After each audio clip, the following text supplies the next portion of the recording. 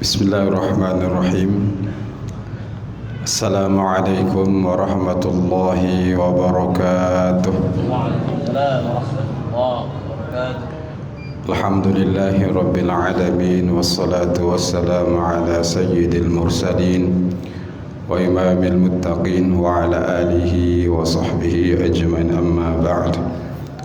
Qala Allah ta'ala fi kitabil karim: A'udzu billahi minasy syaithanir rajim. Bismillahirrahmanirrahim.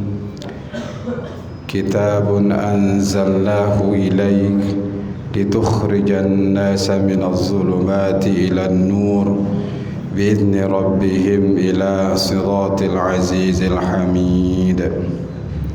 Shadaqallahul azim. Allahumma arhamna bil Qur'an. Jamaah yang dirahmati Allah Subhanahu wa ta'ala, alhamdulillah summa alhamdulillah, senantiasa kita panjatkan puji syukur kehadirat Allah Subhanahu wa ta'ala karena kita masih diberi kesempatan hidup di muka bumi ini sampai saat ini. Kita masih diberi kesehatan oleh Allah Subhanahu wa ta'ala sehingga kita berkumpul di tempat yang barokah ini, tempat yang mulia ini, tiada lain untuk bertakarrub, mendekatkan diri kepada Allah Subhanahu wa ta'ala. Begitu pula tak lupa kita kirimkan selawat kepada junjungan kita Baginda Nabiullah Muhammad sallallahu alaihi wasallam, Nabi yang menjadi uswah kita, Nabi yang menjadi contoh bagi kita semua, sehingga insyaallah siapapun di antara kita yang mengikuti jejak baginda Rasul, mengikuti langkah-langkah baginda Rasul, pasti akan mendapatkan kebaikan, pasti akan mendapatkan barokah baik di dunia maupun nanti di hari kemudian insyaallah. Jamaah dirahmati Allah Subhanahu wa ta'ala, kita sudah paham semua, kita sudah tahu semua, bahkan kita sering mendengar bahwa agama kita, agama Islam adalah agama yang sempurna, paripurna, dan agama yang diridhoi oleh Allah Subhanahu wa ta'ala.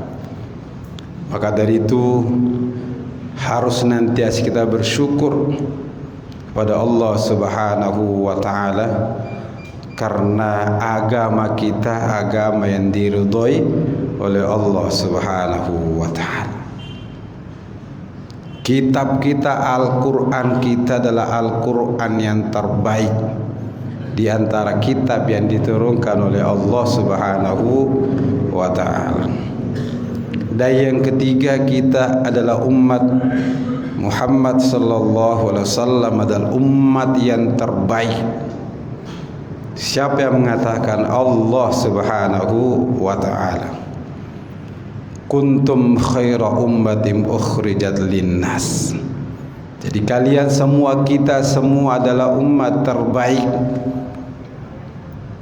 Kita adalah umat yang luar biasa, kitabnya luar biasa.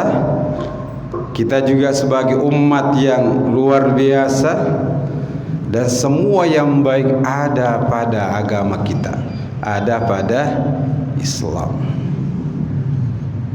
Harusnya, realitasnya, kenyataannya juga harus baik yang dirasakan oleh umat Islam. Tapi kenyataannya beda ya Pak. Yang banyak miskin orang Islam, yang tertindas orang Islam. Ini fakta. Maka dari itu harus kita mengkaji lebih mendalam Yang salah siapa? Al-Quran yang salah atau realitas atau kita yang salah? Tidak mungkin Al-Quran salah. Tidak mungkin. Berarti yang mungkin salah itu kita sebagai manusia. Allah Subhanahu wa ta'ala telah menjelaskan kepada kita, Kitabun anzalnahu ilaik litukhrijan nasa minaz zulumati ilan nur. Allah menjelaskan bahwa Al-Quran itu diturunkan dalam rangka untuk mengeluarkan manusia dari kegelapan. Kegelapan itu kebodohan, kejahiliaan, menuju kepada cahaya Islam, cahaya syariat Allah Subhanahu wa ta'ala. Makanya banyak di antara kita sering dikenal mereka dulunya suka mabuk, suka judi maupun yang lain sebagainya. Mereka sering mengatakan, saya sudah meninggalkan dunia apa? Dunia putih atau dunia hitam? Meninggalkan dunia hitam menuju kepada dunia yang putih atau yang terang. Tidak lagi berjudi, tidak lagi miras maupun segalanya. Taubat kepada Allah Subhanahu wa ta'ala sehingga mendapatkan cahaya. Banyak di antara kita, dan alhamdulillah mudah-mudahan taubatnya diterima Allah Subhanahu wa ta'ala, dihapus segala dosanya dan Allah memberikan ganjaran yang besar. Itu pribadi umat Islam. Namun juga di antara kita sesama kaum muslimin tidak jarang, apalagi hari ini, itu angka orang perceraian itu naik sampai 200%, bahkan 300%. Di Jawa Timur beberapa bulan yang lalu diumumkan di televisi, naik ada sekitar 2.700.000 janda baru. Bayangkan Pak, kalau janda dia cerai, cekcok antar suami istri gara-gara apa? Gara-gara biasanya duit. Kenapa duit? Karena gara-gara corona nggak kerja, ujungnya ditelusuri muncul masalah. Sebenarnya kalau keimanannya kuat, pemahamannya kuat, tidak ada masalah. Lo waktu dia nikah juga nggak ada kerjaan, betul nggak Pak? Memangnya bapak yang sebelum nikah dulu sudah kaya sebelumnya? Enggak. Nikah kita punya anak 1 masih susah, 2 sudah mulai bagus, 3 sudah mulai bagus, miskin lagi, itu hal yang biasa. Kalau keimanan seseorang itu kuat, pemahamannya mantap, insya Allah dia akan mengatakan, sabar istriku, kita lagi diuji oleh Allah Subhanahu wa ta'ala. Kalau istrinya juga memahami Islam dengan baik, insya Allah tidak jadi masalah. Benar gak Pak? Tapi kalau dua-duanya tidak paham, disinilah timbul masalah. Itu di rumah tangga. Bagaimana dengan yang lebih besar lagi? Kan ada pribadi, rumah tangga, negara. Negara. Kalau negara agak riskan kita cerita negara. Kira-kira negara kita sudah menjadi negara baldatun thayyibatun wa rabbun ghafur atau belum? Belum. Kenapa saya katakan belum? Karena angka kemiskinan begitu banyak, sementara negara kita itu kaya raya. Gak percaya? Ada emas gak di Indonesia? Ada. Minyak ada? Ada. Nikel ada? Ada. Semua kekayaan yang ada di muka bumi ada di Indonesia. Tapi kenyataannya rakyatnya miskin. Berarti ada masalah. Mari kita lihat. Saya mengajak jamaah untuk melihat di mana letak masalahnya. Al-Quran telah mengajarkan kita, Allah telah mengajarkan kita bahwa kalau seorang beriman, bertakwa kepada Allah Subhanahu wa ta'ala, Di Al-Quran dijelaskan, walau anna ahlal qura amanu wattaqaw la fatahna alaihim barakatim minas samai wal ard.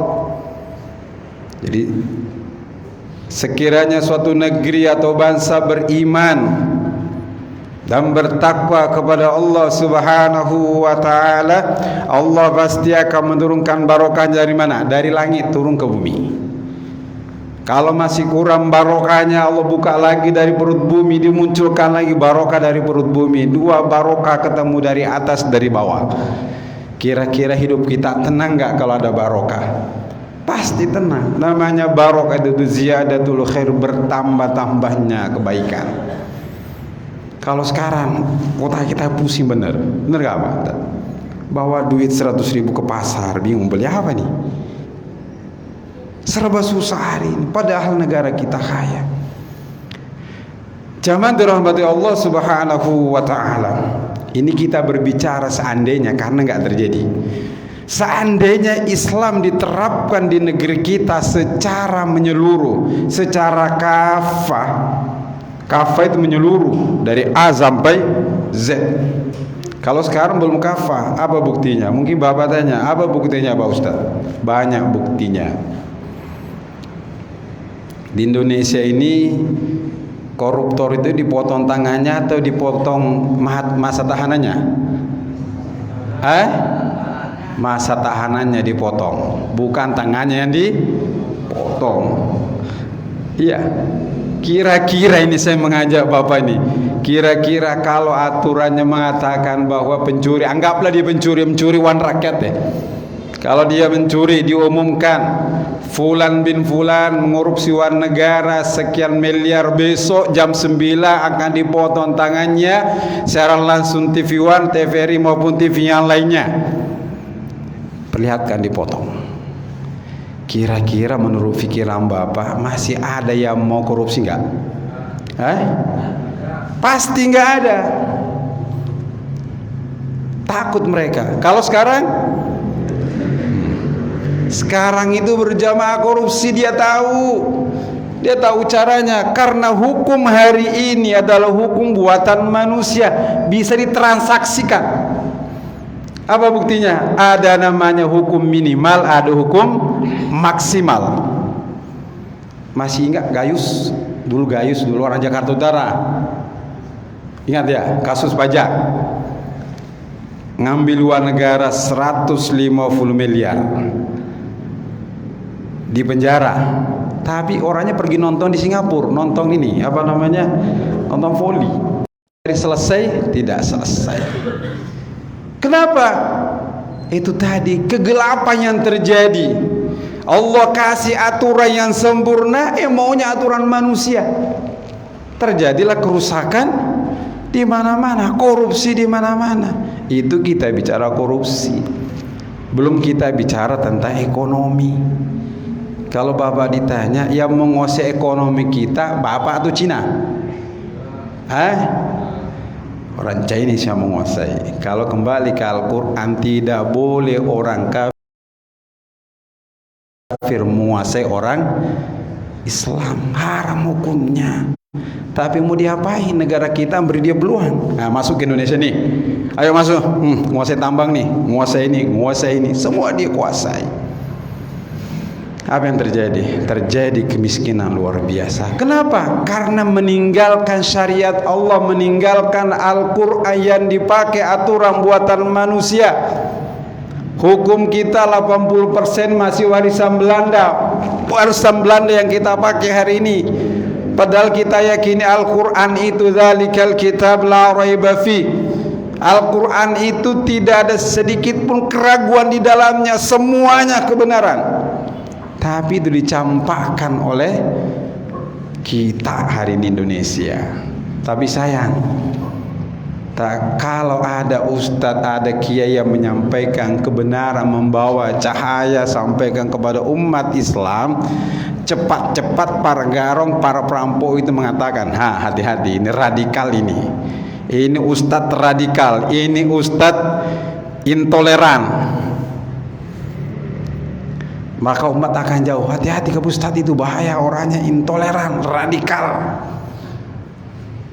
Padahal yang radikal para perampok itu yang mencuri uang negara, yang merusak negeri kita. Kenapa bukan mereka dikatakan radikal? Lo yang dituduh umat Islam rajin ke masjid.